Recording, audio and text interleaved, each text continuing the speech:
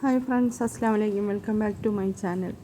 ഇന്ന് മഞ്ചിമ ഹോട്ടലിലെ രാവിലെ കാപ്പിക്ക് ഇഡ്ഡലി, ദോശ, അപ്പം, പുട്ട്, അതുകൂടാതെ പൂരിയും കടലക്കറിയും ചിക്കൻ കറിയും ഉണ്ടായിരുന്നു. ഇന്ന് നമ്മളൊരു വെറൈറ്റി ആയിട്ടാണ് ചിക്കൻ വെച്ചത്.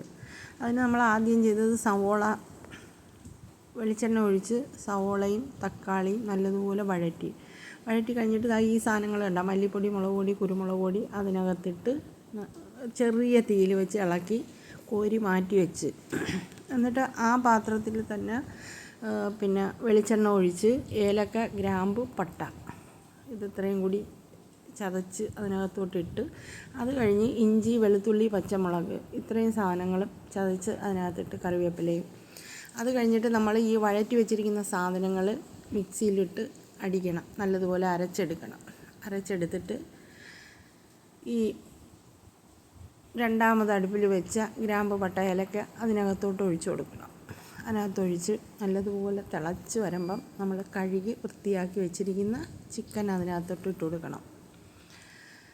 ചെറിയ തീയിൽ തിളച്ച് കഴിയുമ്പം ചെറിയ തീയിൽ കിടന്ന് ആ ചിക്കൻ നല്ലതുപോലെ വേവണം.